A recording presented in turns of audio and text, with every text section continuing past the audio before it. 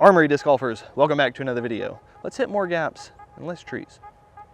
Today I'm going to be making the case that you should be throwing hyzers to hit tight gaps, and I've got three reasons why that kind of build on top of one another. The first two are fairly intuitive, but the third one really helped click this concept in for me. To start, the easiest throw in disc golf is a hyzer. That's because discs naturally want to finish like that because of physics.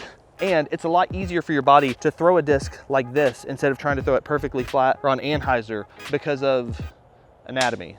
This isn't a video on the Bernoulli principle or kinesiology. I just want to establish that hyzers are, generally speaking, easier to throw than a perfectly flat shot or an anhyzer. And now that I've made an incredibly convincing argument for that, I want to encourage you to utilize another aspect of disc flight, which is, as a general rule of thumb, discs want to stay straight as long as they are flipping up. Discs naturally want to fade out as they fly, but a disc that is flipping over is fighting that tendency to fade because it's being pulled in the opposite direction. It's flipping over. And we can use that tendency to either throw turnover shots or to throw very straight shots. And if you get an understable enough disc on enough of a hyzer angle, that you can get a shot that flies straight virtually its entire flight. And even if it doesn't fly perfectly straight its entire flight, you can get it to fly straight for long enough to hit whatever gap you're shooting for. Think about the line your disc travels down as you throw a shot. You want to keep it on a pretty straight line, but there is a degree of rotation in every shot, and there's also a degree of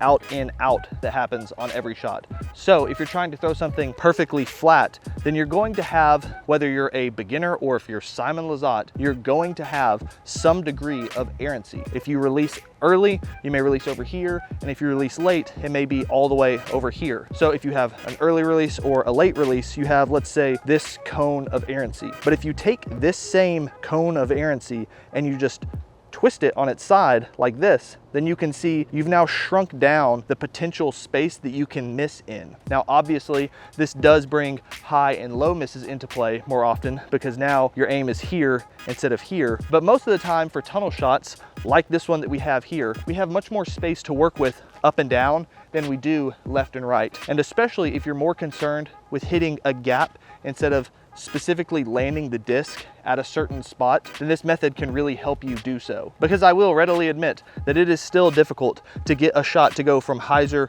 perfectly up to flat, push, and then fade out just at the right time down a fairway. If you want to learn how to throw straight shots consistently and different shapes of straight shots, check out this video that I did a while back on that. But having this twisted cone or whatever can help you reliably hit those gaps off the tee. And this is the thing that really helped click it in for me, because my body wants to swing like this. And so again, if instead of swinging here or here, if I instead just pivot at the hips, I can still have my out in out, and I can still have this natural throwing motion. But now if I release early, I'm low, and if I release late, I'm high. But most of the time I should stay on my intended line.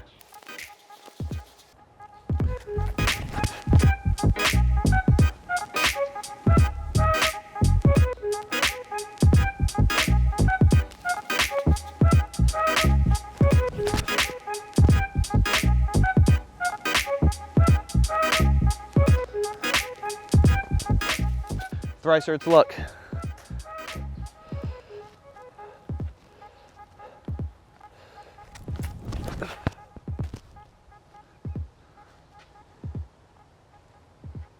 So if you want to hit gaps more consistently off the tee box and ensure yourself pushing down the fairway to get a look at a hole or a better approach at a hole, try throwing on more hyzer with more of an understable disc. This is a tough gap to hit, and it's a bonus birdie, and I want to show you where I ended up here. My spread is right here and right here, and I propped this one up back right there so that you could see it. So no, they're not all parked. If there was a way to park every single shot, I'll make that video as soon as I figure it out, don't worry. But if you want to consistently hit gaps off the tee, and like I said, progress down the fairway, use an understable disc, bend at the waist, keep this same natural throwing motion, and you're just doing it here instead of here. And you should like the results that you get. Thank y'all so much for watching. If you haven't subscribed already and you enjoyed this content, go ahead and do that. And I look forward to seeing you in the next one.